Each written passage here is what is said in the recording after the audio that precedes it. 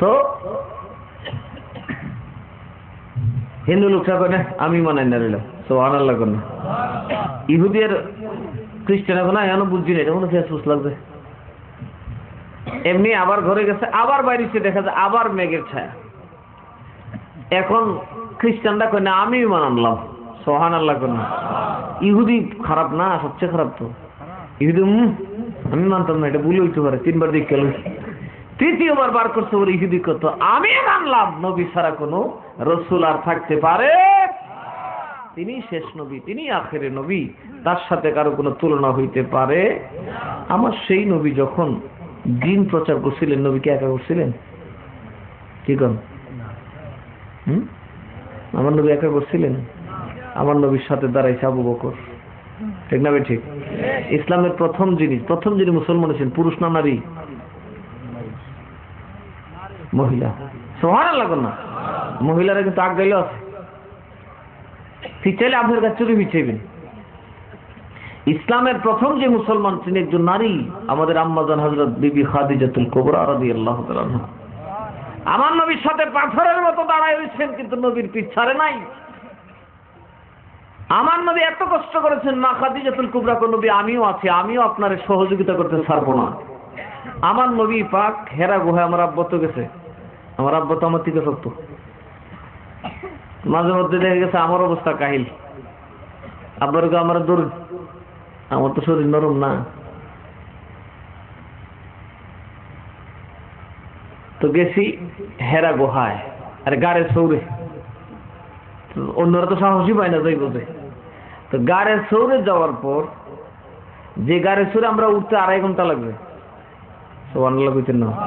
আমি জোয়ান বেড়াতে 2.5 ঘন্টা লাগবে। পানি খাইলেছি 2-3 লিটার, এ পানি জানা বিছে হার্ট ব্লক হয়ে যেত, অনেকবার খারাপ হচ্ছে। আমি তো শেষে নিয়ত করছি আর যাইতামই না। পরে দেখে বুড়া বেড়ি লাঠি মেড়ি লিয়ে এলাম, তো কি গো আপনি গেছিলেন? গেছে গিয়া তো নেই, কে গিয়া এই পাকিস্তানে এক বেড়ি তো গিয়া তো গাড়ি খাইছে, এই বুড়া বেড়ি গেছে। আর আমি যদি না যাইতে তো নবীর কাছে জব দিব, মরিয়ার চুরি যাবো গা। গেলাম, চিন্তা করলাম যে আমার মতো একটা জোয়ান মানুষ উঠতে 2-2.5 ঘন্টা সময় লাগলো, আর মা খাদিজা বেগম কি করে রোজ 3 বার নবীর কাছে খাবার নিয়ে যাইতেন। সুবহানাল্লাহ না? হেরা গুহা তো আরো ডেঞ্জার।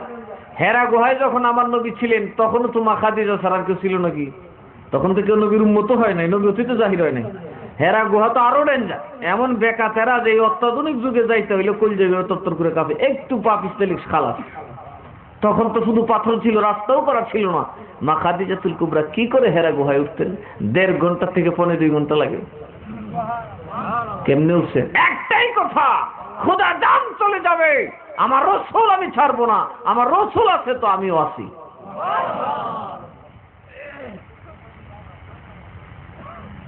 হযরত আবু বকর সিদ্দিক রাদিয়াল্লাহু তাআলা আনহু, আমার নবী এতটুকু বলছেন, আবু বকর রেডি থেকে। হযরত আবু বকর সিদ্দিক রাদিয়াল্লাহু তাআলা আনহু রেডি। আমার নবী হঠাৎ একদিন রাত্রে কাফিরদেরকে ফাঁকি দিয়ে আবু বকরের দরজায় টোকা দিলেন, চট করে দরজা খোলা, গভীর রাত, চট করে দরজা খোলা। আমার নবীকে কিরে আবু বকর ঘুমাইছে না? নবী খোদার কসম, আজকে 6 মাস যাবত বিছানায় পিঠ লাগাইছি না, না জানি আমার নবী ডাক দিয়ে আমার না পাইলে কাফেররা নবীরে ধরে ফেলায়। ইয়া রাসূলুল্লাহ, আমি আপনার গোলাম, আপনার পেছনে থাকার নিয়ত করেছি। থাকতে পারবেন সেভাবে আমার পেছনে? কি বলেন, পারবেন কিনা? ওইভাবে থাকতে হবে, ইনশাল্লাহ গন্তব্যে পৌঁছে যাব। আমার নবী যেমন পৌঁছেছেন, একা নয়, নবীর সাথে সহযোগীও, কথা বলেন, ছিল কিনা? কত দুর্দান্ত গতি, কত দাপটে। সিদ্দিক আকবর, রাসূল বলেন ঘোড়া উট তৈরি করো, উট প্রত্যেক রাতেই তৈরি করি। সুবহানাল্লাহ না? প্রত্যেকটা রাতে আমি তৈরি করি, রাসূল আপনাকে দেরি করতে হবে না, উঠে না দৌড়। গুহার মধ্যে মাথাটা দেখা যায় হযরত আবু বকর। হযরত আবু বকর 300 গুহার মধ্যে 299টা গুহা বন্ধ করছেন নিজের কাপড় ছিঁড়ে, আর কাপড় নাই, কি করবো? একটা গুহা বাকি। উনি ইচ্ছা করলে বলতে পারতো না, নবী আপনার থেকে একটু কাপড় দেন? কথা বলেন না, বলতে পারতেন কিনা? উনি এটার মধ্যে পা দিয়ে রাসূলের পাকে উরুর উপর ঘুম পাড়াইছেন। আমার নবীর ঘুম ভেঙে যাবে, সাপে ধাক্কায় কামড় মারছে, এরপরও ছাড়ে না। ব্যথায় শরীর জর্জরিত, এক ফোঁটা পানি নবীজির চেহারা মোরক বসছে। আমার নবীকে আমার মতো মোরা ঘুমঘুমায়। নবীজি চট করে ছায়া কয় পরীক্ষা শেষ। আবু বকর কান্দ কেন, সাপে কামড় মারছে। আরে লরু সারো, এই সাপ আমার কেড়ে কামড়ে শেষ করো, 1400 বছর ধরে এটার ভিতরে বলেছি আপনার লেগিয়া। সুবহানাল্লাহ কন্যা। আমি দেখতাম আমের আবু বকর আমার পথে কামড় মারছে। আমার নবীকে অসুবিধা না, আবু বকর একটু থু তুলো লাগাই দে বলে দিব। সুবহানাল্লাহ। কতটুকু রিস্ক নিচ্ছে। হযরত ওমর মুসলমান হলেন, সাহাবীরা নবী বলছেন আস্তে আস্তে আযান দিয়ে এলো। হযরত ওমর বললেন খোদার কসম, এই নবীর সাহাবী, আমি উমর মুসলমান হইছি আর আযান আস্তে আস্তে দেওয়া যেত না, একদম খোলা মাঠ আযান দে। সুবহানাল্লাহ বলেন। সাহাবীরা কারিমে জান দেব গেলে পইলা মাথাটা আমার আবু জাহেল নিত, কিন্তু আমার রাসূলের শান, আমার খোদার এলান গোপনে হবে। আমি উমর জিন্দা থাকতে হতে পারে না, প্রয়োজন আমার মৃত্যু হবে, খোদার কসম আযান প্রকাশ্যে হবে। এইরকম লোক ছিল। এইরকম অবস্থান আপনাদেরকে যেতে হবে। দেখেন, তবেই সম্ভব বিজয় অবশ্যই আমাদের দরজায় চুমা দিবে। কথা ঠিক না ঠিক? আমি যখন আমার সর্বস্ব দিনের জন্য তো ত্যাগ করতে প্রস্তুত, আপনারা যদি সেরকম করেন, ঠিক আল্লাহ রসুলকে যে বরকত দিয়েছিলেন, আল্লাহ রসুলের দোয়া, রসুলের কদমে পাকের নিচে যারা আছে তারাও পাবে। খাজা গরিবে নামাজ পায় নাই? কথা বলেন পাইছি কিনা?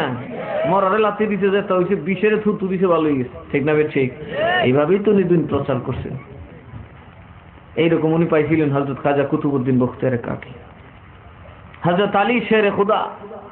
আমার নবী কালী আমার বিছনায় ঘুম, আমি বাঁচি, কোনো অসুবিধা নাই, আমার জান চলে যাক, তবু আপনি নবী বাঁচতে হবে। সুবহানাল্লাহ বলুন। বদরের যুদ্ধ হবে, কাফেরদের সংখ্যা 1000, মুসলমানদের সংখ্যা 300। কথা বল না, 313, 300। প্রথম যুদ্ধ, ট্রেনিংও নাই, কিছুই নেই, যুদ্ধ করতে দিয়েও হয় না, আবার রমজান মাস, পেটে নাই খাওন, অস্ত্র নাই। রাসূল বললেন সাহাবী যুদ্ধ করবা কেমনে? নবী যুদ্ধ করতে পারি আর না পারি, খোদার জন্য জান তো দিতে পারবো। সুবহানাল্লাহ। কোন নবী যুদ্ধ করতে না শিখতে পারি, আমরা বাঁচতে শিখতে না পারি, কিন্তু খোদার রসুলের জন্য জানটা তো দিতে পারবো। শরীরে কিছু রক্ত তো আছে নবী, রক্তটা অত্যন্ত তো দামি, এই কয়েক টাকার রক্ত তো দিতে পারবো। আমার আল্লাহ কদ্দুর খুশি হয়েছেন। আমার আল্লাহ বলছেন দুনিয়াতে যত শহীদ হবে এক পাল্লায়, আর বদরের শহীদ এক পাল্লায়, পাল্লার ধারে কাছে জীবন। এবং রসুল পাক বলছেন আমার বদরের শহীদদের ওসিলা দিলে আমার আল্লাহ অবশ্যই শর্মিন্দা হয়ে হইল তোমার তওবা কবুল করে ফেলবেন। ওইভাবে কাজ করতে হবে, তাহলে আমরা মঞ্জিলে মকসুদে ইনশাআল্লাহ পৌঁছে যাব। ঠিক না ঠিক? আমি অত্যন্ত শুকরগুজার, আমার যে বাবা ভাইদেরকে আমি দায়িত্ব দিয়েছিলাম, ওনারা দায়িত্ব পালন করেছেন। আমার যদি আল্লাহ পাক কিয়ামতের ময়দানে সামান্য একটু সুযোগ দেয়, আপনাদের পক্ষে অবশ্যই আমি বলবো, একটা কথাই বলবো যে খোদা ওদের সাহায্য ছাড়া আমার পক্ষে এটা করা অসম্ভব ছিল, ওরা আমার কাজটা নিজেরাই করছে। তো আমি যদি রসুল আপনার কাজ করে থাকি, ওরা করছে আমার কাজ, তাহলে দরহাকিকত ওরা করলো রসুলের কাজ। ঠিক না ভাই? ঠিক। আপনারা রসুলের প্রতিনিধি, অনেক কষ্ট করছেন আমি জানি, দাঁড়ে দাঁড়ে ঘুরছেন, মানুষের কাছে হাত পাচ্ছেন, এতে লাভ কয়টা হয়েছে জানেন? আল্লাহ এবং আল্লাহ রসুলের জন্য আপনি হাত পাচ্ছেন। ঠিক না ভাই? ঠিক। এই হাতটা কোথায় যাবে? এই হাত কি হাত জানেন? এই হাত এমন এক হাত, যে হাতের ধারে কাছেও জাহান্নামের আগুন প্রবেশ করবে না। কারণ এই হাত কিয়ামতের দিন ফট করে দাঁড়াই দিব, আল্লাহ রাখো, এই হাত দিয়ে ভিক্ষা করছে তোমার মাদ্রাসার জন্য, তোমার করোনার জন্য, কার কাছে? মুসলমানের কাছে একটু যাইতে বাইতে আনছে। আর ওই দিন যেই লোকগুলোর থেকে আনছেন ওদেরকে আল্লাহ মাফ করবে আর বলবে ওই যে দেখ তোদের ডাবল ওদেরকে দিলাম। কেন? ওরা যে একই টাকা, তুই দিছস 100 টাকা, আর উনি যে চাইয়া নিছে এই কারণে তোর ডাবল, কারণ তোর এটা তো না চাইলে দিলে নইলে। কথা ঠিক না? ঠিক। তো তোর বেহেশতের চাবি আমি রসুল তার কাছে দিয়ে দিছি, কারণ তুই তো দুনিয়াতে অপমান করছিস। করেন অনেকে, চাইলে অনেকে মুসা মারে না, আপনাদের মুরিদ বাইরে, তুই পীর বাইরে তুই মুসা মারে। তো রসুল বলবেন যাও তোমার চাবি জান্নাতের আমার কাছে না, ওই তারা যদি মাফটাপ চাই নিতে পারো, খুঁজা যায় বাইর করো। কারি গেল লিগা আমার বেশ তারা থাকে না, কারি জানে না তুই করছস, কিন্তু যে রাত্রিকাল লইছস আমার আল্লাহ যে চাবিটাও তার হাতে বুঝাই দিছে।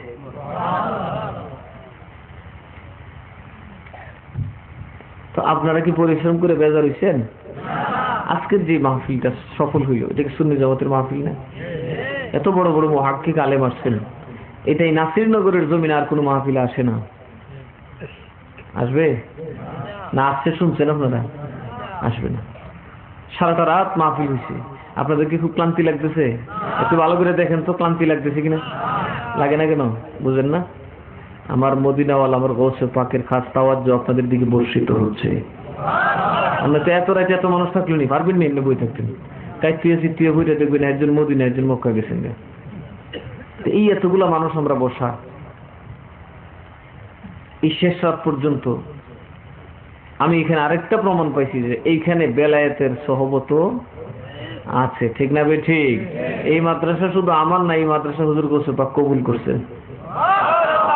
আর নয়তো এত রাত্র পর্যন্ত মানুষ থাকার কথা, আর আঠা দিয়ে আপনাদেরকে ধরে রাখছে। আমি তো ভাবছি বুঝে আপনারা অনেক কমে গেছেন, এখন যদি কি মার খাবার সবাই আছেন, আমরা খুশি না বেজার? আমার বাবা ভাইদেরকে একটা কথা বলি, আমার স্বপ্ন একটাই, আপনাদেরকে যখন নিয়ে আমি রসুল পাকের সামনে উঠবো, আমার রসুল যখন যেন আমাদের দিকে তাকায় হাইসা দেন, বেজার যেন না হন। রসুল যেন এই কথা না বলেন, হ্যাঁ কি লই আইছস, খালি দুনিয়ার ঘোর আল্লাহ দেখো তুমি জমাইছস, লইয়া তোর দুনিয়ার মাল কই থুইছস, আল্লাহ দুনিয়া তো একবার মাটি হয়ে গেছে, তো বানাইলি কেন এত কিছু? সেই দিন এই মাদ্রাসার পক্ষ থেকে হাজার হাজার আলেম দাঁড়াবে। কথা বলেন ঠিক না বে ঠিক? আপনারা যদি মনে করেন আল্লাহ নিমু খারাপ, কোন কথা বলেন, আল্লাহ নিমু খারাপ, আল্লাহ আপনাকে ভুলে যাবে? এই যে আপনি খেদমত করছেন, আপনার মৃত্যুর সময় আমার রব্বুল আলামিনের সরাসরি সাহায্য আপনার সাথে থাকবে। আমি চ্যালেঞ্জ করে দিলাম, আমি চ্যালেঞ্জ করে বলতে পারি, যাদের নামটা আমি লিস্টে লিখছি তাদের নামটা আমি যতদিন থাকি থাকবে, তারপরেও থাকবে ফাইলে। আপনারা সবসময় খেদমতটা করবেন। আপনাদের খেদমতের দ্বারা ইনশাআল্লাহ একটা মস্ত বড় মাদ্রাসা হবে, যেখান থেকে আল্লাহর ওলি পয়দা হবে। যারা হাত ওঠানোর আগেই, রাব্বানা বলার আগে সওয়াব হবে আপনার তরফে। কি বলবে? হাত উঠাবে রাব্বানা, এটা বলার আগে আল্লাহ কইবে রাখ তোর রাব্বানা তো তুল লাগে না কইবে। এই যে হাত পর্যন্ত উঠাইলি, এই যোগ্যতা যে অর্জন করলি, তার আগে যত সওয়াব সব দিয়ে দিলাম। তাদের খাতিরে না তুমি হাত উঠাইছো। আচ্ছা আমি হুজুর নইলে হাত উঠাইতে পারতাম? আগে হুজুর হইছি, কোরআন পড়ছি, হাদিস পড়ছি, তারপরে হুজুর হইছি, এরপরে নবীছি রাব্বানা। আল্লাহ করতে রাব্বানা কইবে তোর লাগিয়া, কিন্তু আমি যাদের কারণে তুমি এত কিছু রাব্বানার উপযুক্ত হইছো, তার আগে দিয়া লই। সবাই চলে যাব দুনিয়া থেকে বাবা, সবাই। আজকে অনেকের আমি দেখছি, আমি তো 20 বছর ধরে ফিরগিরি করি, অনেকের দাড়ি কাঁচা দেখছি, আমি ওগুলো কাঁচা নেই, মানে নিজের এক দুইটা সাদা হইতে আছে। সাদা তো হয়ে যাবে, হবে না? আস্তে আস্তে চলে যেতে হবে। আবার দাদা হুজুরকে দেখছি, এখন দেখতেছি বাপসারা চাচা আস্তে আস্তে খালি দুর্বল হয়। আপনাদেরকে দেখতেছি আস্তে আস্তে দুর্বল হন। আমার অনেক মুরিদ, খুব প্রিয় মুরিদ, যেমন দক্ষিণ সাগরের কিছুদিন আগে ইন্তেকাল করলো জনাব হাজী শফিক মিয়া সাহেব, অত্যন্ত ভদ্রলোক, ভালো মানুষ ছিলেন। যায় কবরে যদি চোখটাকে জিগায় দেখেন, আল্লাহ পাক অত্যন্ত ইজ্জতের সাথে রাখছে। কারণ আমি দোয়াটা রাব্বানা জালামনা করে করি না, আমি এই কথা বলি, আল্লাহ এই লোকগুলা যদি সাহায্য না করতো, তাহলে কিন্তু আজকে নাসিরনগরে শত শত ছেলে মেয়ের পড়াশোনার ব্যবস্থা হতো না। কাজে আল্লাহ এখন তুমি বুঝে দেখো তাদের সাথে কি ব্যবহার করবা। এটা একটা আমার জন্য মস্ত বড় একটা পথ হয়েছে আপনাদেরকে তরানোর, আপনাদেরকে সেভ করার। আজকে যে হাজার হাজার টাকা আপনারা দিচ্ছেন, সেই টাকাগুলোকে আমার পকেটে রাখলে অসুবিধা ছিল? আমি বলে দিতেন না আপনারা? কথা বলেন, দিবেন কিনা? কিন্তু আমি দেখছি যে আসলে পকেটে তো লাভ নাই। এটা যদি আপনাদেরকে দিতে পারি, আমার পরে যেন আমি দেখতে পাই এই দেশের মধ্যে আলেমুল আমার অভাব নাই, সুন্নিয়তের পক্ষে বলার অভাব নাই, আপনাদের কবরের পাশে দাঁড়ানোর মতো লোকের অভাব নাই। তো আমরা কি আজকে খুশি না বেজার? এই যে একটা রাত্র সজাগ থাকলাম, সওয়াব কদ্দুর জানেন? একটা রাতের সওয়াব কদ্দুর জানেননি? সারা জীবন দাঁড়ায় নামাজ পড়ে যে সওয়াব হইব, এক রাতে সেই সওয়াব হবে। আজকে দাঁড়ায় দিয়েছেন কেন? কোরআনের মহব্বতে, ঠিক না ঠিক? হাদিসের মহব্বতে। আজকের এই মজলিস আপনার সারা জীবনই হইবেন। এত বড় মোতাবর মুহাক্কিক আলেম, এটা কি পাওয়া সম্ভব? কারণ দুনিয়াদার যে সমস্ত ওয়াজি আছে, পেশাদার যে মাহফিলগুলা, এগুলো দাওয়াত করবার রায় একবারে গানও গাইতে না, ওয়াজ নাই, শুরু নাই, এরা জানি লাভ কি। কিন্তু আমরা হুজুররাও আশ্চর্য হয়েছে যে মোস্তাক সাহেবের যে লাইন আছে সলিড হই, আমরা যে বেসুরা ওয়াজ করছি উঠে তো না, আলহামদুলিল্লাহ কর না। এই প্রশংসাটা করছে যে না, যারা বানাইছে এই লাইনও বানানির মতোই। এইটাও কিন্তু একটা বড় কিছু আমল দিয়া। আচ্ছা আমরা নামাজ পড়ছি না, কথা কেন নামাজ পড়িনি, এই কথা কেন নামাজ পড়িনি। আচ্ছা কয়জনের নামাজ কবুল হয়েছে কোন তো?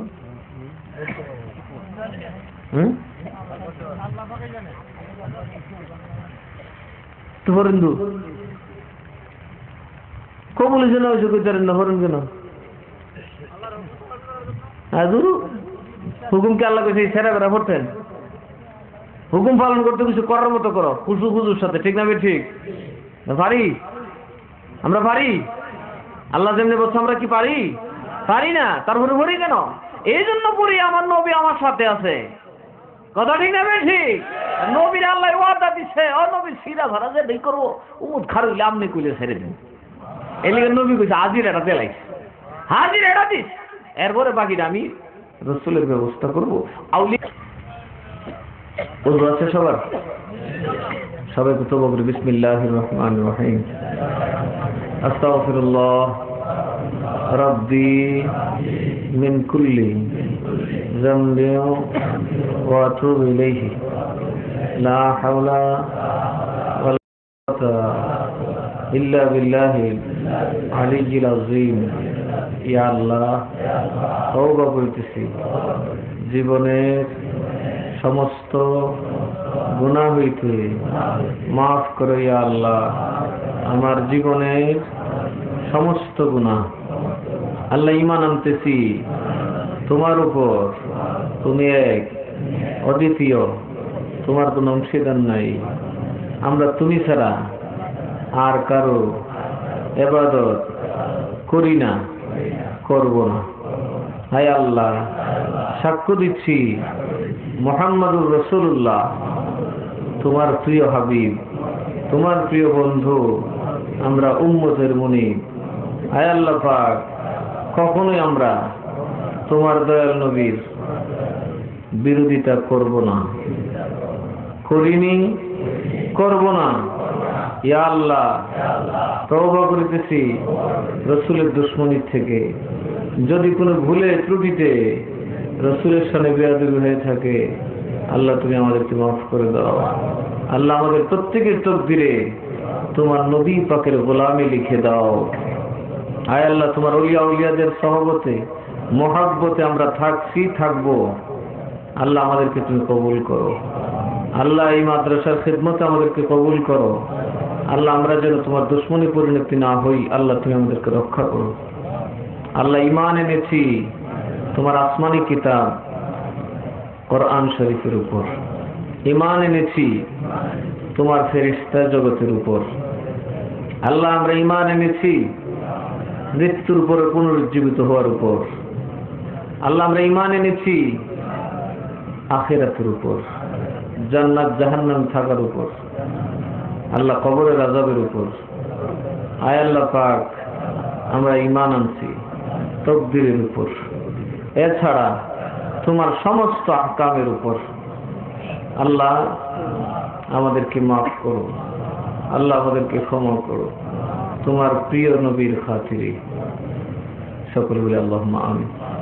এখন আযান হবে, তারপরে আমরা নামাজে দাঁড়াবো, তার মিলাদ কিয়াম করে আমরা আল্লাহ চাইতো যার যার গন্তব্যের দিকে যাবো।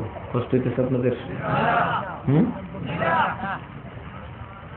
ইনশাআল্লাহ এখন আযান হবে, আযানের পরে আমরা সবারই তো ওযু আছে না, আযান হওয়ার সময় আপনারা কাতারটা দাঁড়ায় দাঁড়ায় যার জন্য সোজা করে ফেলবেন, কাতার সোজা করবেন, কাতার সোজা করে বলছো মরিদানের আশপাশে যারা আছেন সবাই যাবেন, আর কানপুর বাজার এখানে দক্ষিণ যারা এগুলি সবাই তারা সহযোগিতা করবেন। এটা মূলত আমাদের দরবারেরই একটা প্রোগ্রাম, ঠিক আছে? ঠিক।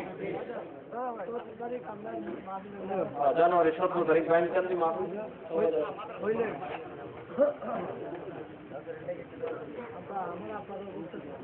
তোমরা সামনে যাও, দোয়া করুন, সবাই লেগে দোয়া করুন। এখন আপনাদের সামনে আমি পরিচয় করে দিই, এই যে আমার ইমিডিয়েট শুধুলেই আপনার চিনে রাখার দরকার আছে, কোন সময় দরকার পড়ে। এই যে আমার ছোট হুসাইন আহমদ, এরপরে সুবাইল আহমদ, এরপরে মনসুর আহমদ, আমি মুশতাক আহমদ, হুসাইন আহমদ, সুবাইল আহমদ, মনসুর আহমদ, আরেকজন হলো সৈয়দ আহমদ। সব নামগুলো আমার দাদা হুজুরের রাখা, সবের সাথে আহমদ আছে। এই আমরা 5 ভাই এখানে আছি, আমার আব্বা তো আছেন, কিন্তু আমার আম্মা তো দুনিয়াতে নাই। আমার আম্মার জন্য একটু খাস করে দোয়া করবেন, যে আজকে আসলেই আমার এই পজিশনটা দাদা হুজুর থেকে আসার কারণ আমার আম্মা। আমার আম্মা খেদমত করছেন প্রচুর, আর দাদা হুজুর একটা কথা বলছেন, মারি অপেক্ষা করো, গৌসে পাকের দরবার থেকে আসবে।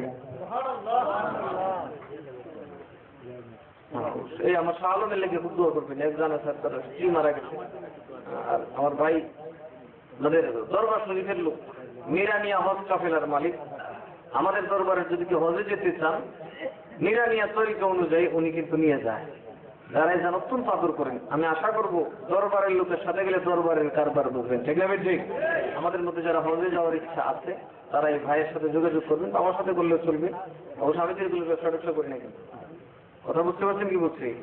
কিন্তু আমার ভাই অত্যন্ত আন্তরিক মানুষ, আমার আব্বাকে ছিলেন বাবার মতো আদর করছে। হ্যাঁ, বুঝে এক কথাই যে আপনার দেখতে আমার বাপের মতো লাগে। আব্বা মারা গেছে উনি হজে আমার সাথে, আমরা গাড়ি করে আব্বার কাছে গিয়ে বসেছি। আব্বু করে বাবু আমার কাছে গেলে কিন্তু আমরা দেখলাম আমার বাপের দেখি। আসলে এটা একটা মহব্বতের ব্যাপার। এখন আপনাদের উদ্দেশ্যে খুব সংক্ষিপ্ত কথা বলবেন আমার বড় ভাই কাস্তু ভাই, আমার বড় চাচার বড় ছেলে, আমাদের মধ্যে বড় আমার বড় ভাই জনাব নাজরুল রহমান সাহেব। উনি বার্জার পেন্টে আছেন, ওনার জন্য স্পেশালি সবাই দোয়া করবেন। আসসালামু আলাইকুম ওয়া রাহমাতুল্লাহি ওয়া বারাকাতুহু। আসলে আমি কোনো বক্তাও না, এবং আপনাদের ধর্মীয় লাইনের কোনো শিক্ষা জ্ঞান আমার নাই। তারপর আসলে একটি কথা বারবার মনে পড়তেছিল, 1999 সালের কথা, যখন আপনাদের হুজুর দাখিল পাশ করে জামিয়া আহমদিয়া সুন্নিয়ায় ভর্তি হয়। তো দাখিল পরীক্ষার সময় উনি অনেক অসুস্থ ছিল। মানে কথাগুলো আপনাদের জানা দরকার, মানে স্বপ্নের বীজটা, এই মতিনিয়া সুনিয়ার মাদ্রাসার বীজটা কখন বপন হয়েছিল, জিনিসটা আপনাদের আসলে শেয়ার করতে যাচ্ছিলাম। তো অসুস্থ অবস্থায় দাখিল পরীক্ষা সমাপ্ত শেষ করে কোথায় ভর্তি হবে এটা নিয়ে একটা আলোচনা চলতেছিল আমাদের ফ্যামিলির মধ্যে। তো সর্বশেষ আমার মেজু কাকা ওকে ব্রাহ্মণবাড়িয়া বাহাদুরগড় আলিয়া মাদ্রাসায় ভর্তি করার একটা ডিসিশন প্রায় হয়ে গেছে, এবং ওর বাসস্থানের জন্য মোটামুটি জায়গাটাকেও রেডি করে ফেলছিল। শেষ মুহূর্তে আমাদের আবু তাহের মৌলানা আবু তাহের মারা গেছেন, আল্লাহ ওনাকে বেহেশত নসিব করুক। উনি জামিয়া আহমদিয়া সুন্নিয়া মাদ্রাসার সন্ধান দেন, এবং অনেকটা যুদ্ধ করে আমাদের ফ্যামিলির, তখন চিরাঙ্গে কেউ থাকতো না আমার জানার মধ্যে, চিরাঙ্গে কোনো মানে ছাত্র জামিয়াতে পড়তো আমি তখন জানতাম না। অনেকটা যুদ্ধ করে আমরা সিদ্ধান্ত উপনীত হয়েছিল আমার চাচারা যে না, জামিয়াতে ভর্তি করা হবে। তো যেভাবে হোক জামিয়াতে ভর্তি করানো হলো। তো আমি বাক্যক্রমে রবিউল আওয়াল মাসে জুসনু জুলুসের আমার ভাই আমার দাওয়াত করলো, ভাই অনেক সুন্দর জুসনু জুলুস হয়, তুমি এখানে আসো, দীঘা যাও এটা। তো সৌভাগ্যক্রমে আমার ছোট ভাই যদিও আমাকে বললো আসার জন্য, তো আমি ওইখানে 12 রবিউল আওয়ালে জুসনু জুলুসকে সামনে রেখে 10 তারিখে আমরা 10ই রবিউল আওয়াল আমি চিরাং ওনার মাদ্রাসায় যাই। যাওয়ার পরে 11 রবিউল আওয়াল আমরা মাদ্রাসায় থাকি, সম্ভবত 3 তলায় 2 ভাই মিলে একই সিটে আমরা 2 জন হোস্টেলে থাকি। রাত্রেবেলা যখন ঘুমাইতে যাই, আমি তো স্কুল শিক্ষায় শিক্ষিত, আমাকে বলতেছে ভাইয়া ফজর নামাজ কিন্তু আমাদের পড়তে হবে। আমি বললাম এটা কি? তুমি সাবধান থাকো, হুজুরা কিন্তু আইসা এই দরজায় বাড়ি দিতে, যদি কাউকে বেডে পায়, কে বড় ভাই কে ছোট ভাই সব দেখবে না, কিন্তু ডাইরেক্ট কিন্তু বেড চালাই দিবে উপরে। আমি গরিব বাবু এত করা করি নাকি? তো সাবধান থাকবে এই ব্যাপারটা, কিন্তু আমরা যখন ডাক দিব তোমাকে উঠে পড়তে হবে। তো যথারীতি ফজর নামাজের পূর্ব মধ্যে ঠিকই আইসা দেখলাম যে দরজার মধ্যে ধুম দারুম করে জারি বেঁধে বাইরে থাকে হুজুর। আর ওরা যেমন মাছ যেমন ইয়ের মধ্যে উঠে গাড়িতে আপনার চারের মধ্যে ওটা লাফায় লাফায় ওঠে না মাছগুলো, সব দিন ছাত্র লাফায় লাফায় উঠতেছে, মানে ওই লাফে ছুটে কিন্তু আমারও ঘুমাই গেছে। আমি নামাজ পড়ে পরের দিন আমরা জুস মজলিসে যাওয়ার পরে অনেকক্ষণ আমি আসলে দেখি না এই ধরনের জুস মজলিস কোথাও, মানে আমরা সকালবেলা খালি পেটে বেরোচ্ছি, আর জুস মজলিস ব্যাগ করে আসার পর আমার পুরো পেট ভরা, মানে আমার আর কিছু খাওয়ার মতো আর অবস্থা ছিল না। রাস্তায় আমরা এত কিছু খাইছি, এবং মানুষগুলো কিভাবে যায় পিছন থেকে আসে, ভাই একটা চকলেট দেন, কেউ একটা শরবতের গ্লাসটা নিয়ে আসে, ভাই একটা শরবত খান। আমি আশ্চর্য হয়ে গেলাম, এত শৃঙ্খলা। আসার পরে দুই ভাই মিলে এই তিনতলায় বসে আমাকে বলতেছে, ভাই এই মাদ্রাসার সিস্টেমটা আমার এত ভালো লাগছে, আমার একটা স্বপ্ন আমি এই জামিয়ার মতো একটা মাদ্রাসা প্রতিষ্ঠা করতে চাই। তখন কিন্তু আলেমে পড়ে, বুঝছেন, একজন স্টুডেন্টের তার নিজের ভবিষ্যৎ সম্পর্কে সে জানে না, কিন্তু যখন থেকে সে জামিয়ার মতো একটা প্রতিষ্ঠান সে প্রতিষ্ঠা করবে, এটা আমাকে বলতেছে। আমি বললাম যে আমার জীবনে তো মাদ্রাসা আমরা অনেক দেখছি, আমার আশেপাশের মাদ্রাসাগুলো, এরকম মাদ্রাসা আমিও দেখি নাই যেখানে প্যান্ট শার্ট পরা সম্পূর্ণ নিষিদ্ধ। ওরা সাদা পায়জামা, সাদা পাঞ্জাবি, এবং ওর ভিতরে যে গেঞ্জিটা আমরা পরি এই গেঞ্জিটাও সাদা। মানে পরিবেশটা আমার এত ভালো লাগছিল। আমি যদিও মাদ্রাসা শিক্ষিত হলে, কিন্তু তখন আমিও সাথে সাথে একমত হতে পারছি যে আসলে এটা একটা সুন্দর স্বপ্ন। এবং আজকে 2016 সালের ডিসেম্বর মাস আমাদের এই মাদ্রাসার প্রতিষ্ঠা করতে 2 বছর হয়েছে, 2 বছর শেষ হওয়ার পথে। এবং আমার বিশ্বাস যে আপনাদের জোড়া যদি থাকে এবং আপনাদের সহযোগিতা থাকে, আমার ভাই আপনাদের জামিয়া যারা দেখার সৌভাগ্য হয় নাই, আপনারা অদূর 10 বছর লাগবে না, 5-7 বছরের ভিতরে এই জামিয়ার আদালতে একটা প্রতিষ্ঠান আপনারা দেখতে পাবেন। এবং জামিয়া কি জিনিস, আজকে আহলে সুন্নাত ওয়াল জামাত বলেন, আমরা যারা আহলে সুন্নাত ওয়াল অনুসারী তারা প্রত্যেকটি মানুষ জামিয়ার আদালতে আজকে সুন্নিয়ত প্রতিষ্ঠিত। আমি এটা মনে করি এইবার ফেতনার যুগে। এবং হুজুররা যে সহযোগিতা করে এবং করতেছে, এটা আর কোনো প্রতিষ্ঠানের দ্বারা সম্ভব না। তো আমার ভাইয়ের মূল্যায়ন হুজুরদের কাছে কত বেশি আপনারা হয়তো দেখেন নাই, জানেন নাই। আমি নিজের স্বচক্ষে আমি দেখেছি।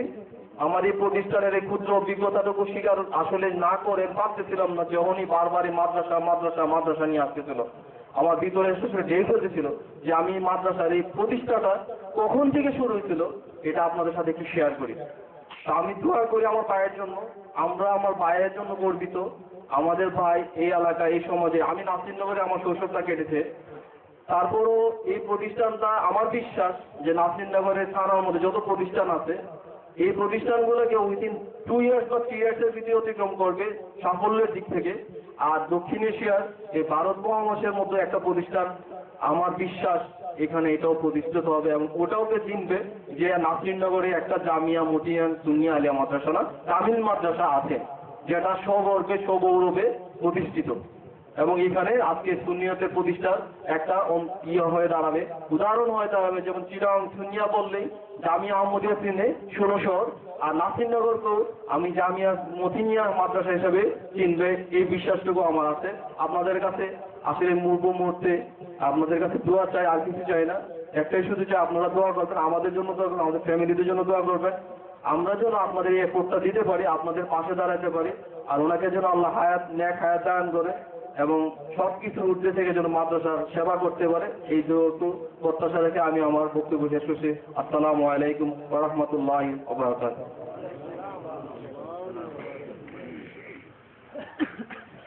কষ্ট হইতেছে আপনারা? এখন মাদ্রাসার শেষ একটা সবচেয়ে আকর্ষণীয় গজল যেটা বিশ্ববিখ্যাত কাসিদা আলামতের, আমার মাদ্রাসার ছাত্ররা তো গাইতে পারছে না, দোয়া নিলাম কেমনে। এখন মাদ্রাসা সম্মিলিত ভাবে ছাত্ররা এটা গাইবে, তারপর আমরা দোয়া করতে পারবো, অসুবিধা নেই তো?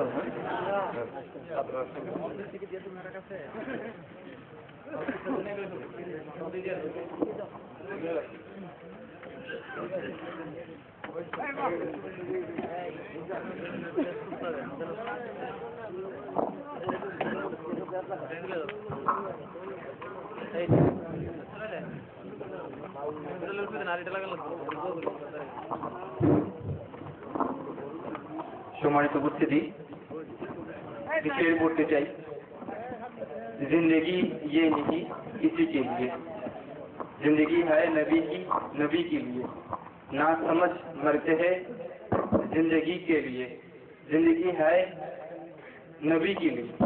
हमारे জীবন কিছুই নয়, जिंदगी নবীর মালিকানায়। মানুষ না বুঝে দৌড়ায় জীবনের পেছনে, কিন্তু সত্যিকার অর্থে জীবনে যা আছে সবই রসুল পাকের।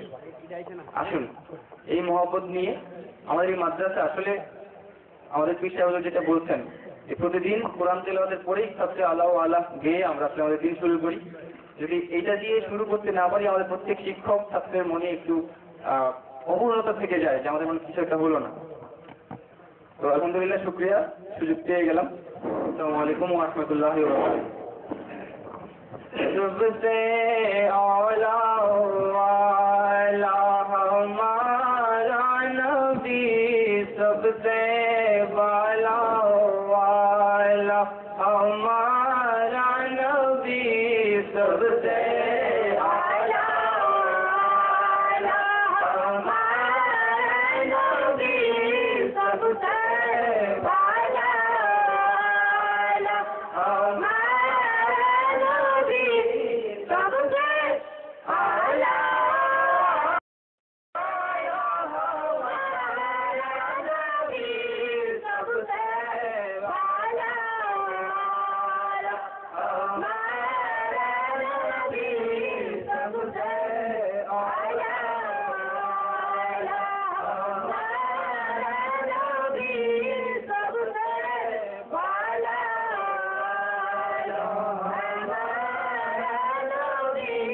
अपने